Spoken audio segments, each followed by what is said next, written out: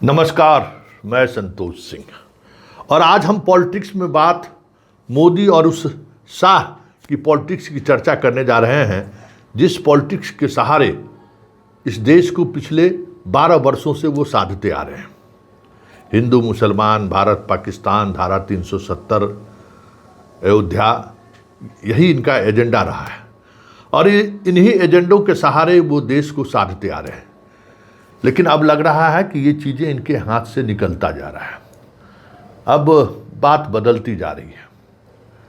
राहुल गांधी ने विदेश नीति को लेकर जो एक स्टेज शो किया था, कह सकते हैं आप, उसमें मेलोडी को लेकर जो बातें हुई, चंद घंटों में ही बीजेपी के और बीजेपी के समर्थकों का जो आईटी सेल है सोशल मीडिया से इस खबर से आउट गए, नहीं टिक पाए। फिर राष्ट्रगान को लेकर देखिए, राष्ट्रगान को लेकर कल पूरे देश में विरोध का मार्च निकाला गया है। पटना से बाहर कहीं नहीं निकला, कहीं से कोई खबर नहीं आई। पटना में भी इस खबर को किसी अखबार ने तवज्जो नहीं दिया।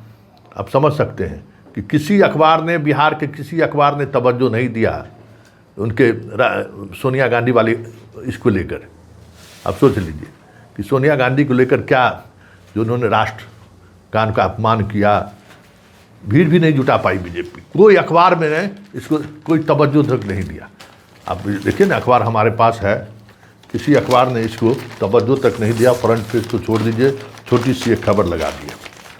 लेकिन आज खबर को क्या उन्होंने प्रमुखता दिया है, ऊपर में यूजीसी नेट 3 विषयों की परीक्षा दोबारा होगी, फिर एनटीए विवाद में, ठीक है, और राष्ट्रगान के वंदे मातरम अपमान पर ये जो है एक छोटी सी इस खबर के नीचे ये खबर छपी है।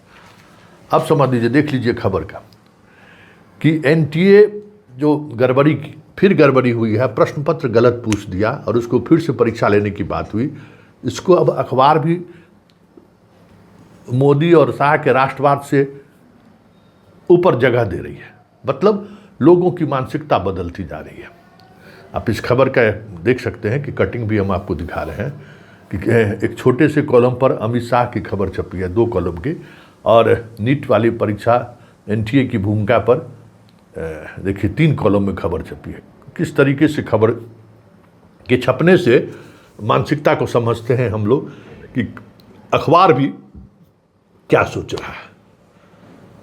तो ये स्थिति है उनके इस बात को, और अभी भी बीजेपी इस बात को समझ नहीं पा रही है कि चीज़ें अब उनके हाथ से निकलती जा रही है।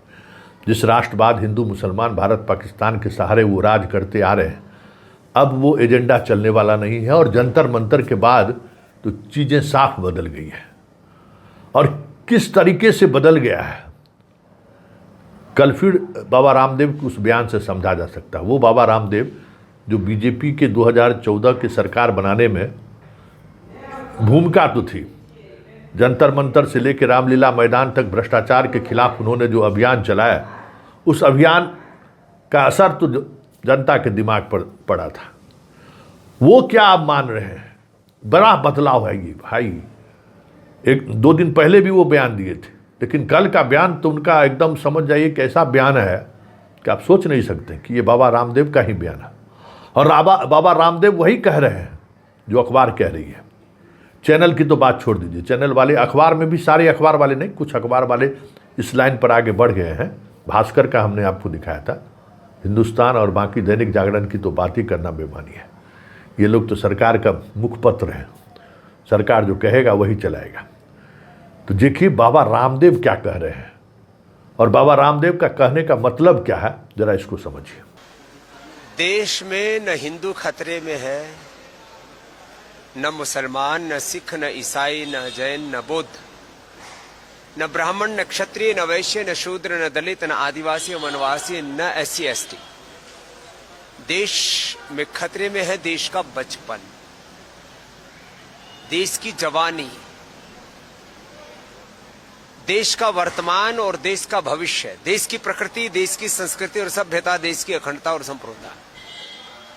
इसलिए मैं इस समय सबसे बड़ा कोई देश का मुद्दा मानता हूं तो ये कि देश का बचपन कैसे बचे। कुछ लोग देश का बचपन का इस्तेमाल कर रहे हैं आंदोलन में। यदि देश का बच्चा जो भी प्राइमरी स्कूल में पढ़ रहा है आप उसको आंदोलन में धकेल देंगे तो बच्चे पढ़ेगा कब? उसको पता ही नहीं कि आंदोलन क्या होता है। आपने उसको फूंक मार दी कि जा तू भी जा करके थाने का घेराव कर ले, तू भी सड़क पे उतर जा, तू भी एडीएम और डीएम का घेराव कर ले। छोटे बच्चों को आंदोलनों में नहीं धकेलना चाहिए, पूरी दुनिया में कहीं नहीं होता। आंदोलन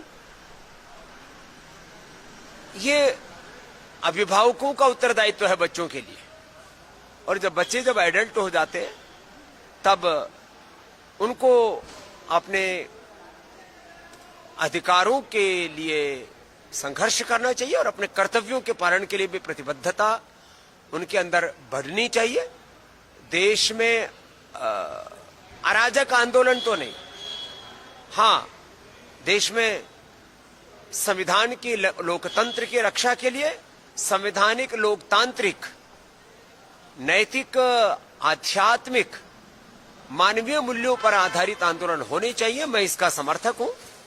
आंदोलन के नाम पर अनारकी अराजकता भी नहीं होनी चाहिए और बच्चों का आंदोलन में इस्तेमाल नहीं होना चाहिए। हां इतना जरूर है कि देश की शिक्षा की चिकित्सा की सही दिशा होनी चाहिए और देश की शिक्षा चिकित्सा व्यवस्था को लेकर के बहुत गहरे प्रश्न हैं, उनका समाधान होना चाहिए। और ये मैं मानता हूं कि इसमें सरकारों का भी बहुत बड़ा उत्तरदायित्व है, लेकिन इसमें यह भी मानता हूं कि ये व्यक्ति केंद्रित व्यवस्था नहीं है। किसी एक पक्ष या प्रतिपक्ष के, किसी एक व्यक्ति के सामर्थ्य की बात नहीं है कि वो पूरे देश की व्यवस्था बदल सके। इसके लिए 3 स्तर पर जागरूकता चाहिए। एक सामाजिक जागरूकता, एक राजनीतिक जागरूकता, तीसरी प्रशासनिक रूप से जागरूकता। जो लोग बड़े उत्तरदायित्वों में हैं उन सबको सामूहिक रूप से समझना होगा कि देश के सामने जितने भी बड़े प्रश्न हैं, बच्चों को लेकर के, युवाओं को लेकर के, नौकरियों को लेकर के, देश के भविष्य को लेकर के, प्रकृति पर्यावरण को लेकर के, सभी दिशाओं से देश को उन्नत बनाने के लिए सभी लोगों को पुरुषार्थ करना पड़ेगा। हां, जब देश में ऐसे कुछ बातें दिखती हैं कि जहां लग रहा है कि बहुत अंधेर गर्दी हो रही है, वहां पर फिर लोगों में आक्रोश फूटता है और वही आक्रोश आंदोलन का रूप लेता है। और मैंने कहा मैं आंदोलन में भी अनारकी अराजकता का समर्थक नहीं हूं, लेकिन शांतिपूर्ण आंदोलनों से तो देश की को आजादी भी मिली और जब जब भी देश में आवश्यकता होती है तब लोकतांत्रिक संवैधानिक तरीके से आंदोलनों का हमारा संविधान ही हमें अधिकार देता है। तो आपने सुन लिया कि बाबा रामदेव क्या कह रहे हैं कि न मुसलमान खतरे में है, न हिंदू खतरे में है, न आदिवासी खतरे है, न क्षत्रिय खतरे, कोई खतरे में नहीं है। खतरा में है युवा। अब समझ जाइए कहना क्या चाह रहे हैं कि खतरा में है युवा। मतलब इस बात को इनको भी समझ आनी शुरू हो गई है कि अब चीज़ें बदल रही हैं, देश अब अलग दिशा में चल गया है। तो जंतर मंतर के आंदोलन के बाद जिस तरीके का इम्पैक्ट पूरे देश में देखने को मिल रहा है, अब हमें नहीं लगता है कि बीजेपी इस तरीके के राष्ट्रवाद और वंदे मातरम, जनगण मन को लेकर, खास करके वंदे मातरम को लेकर कोई बड़ा माहौल बनाने की स्थिति में नहीं है। लोगों का समर्थन नहीं मिल रहा है।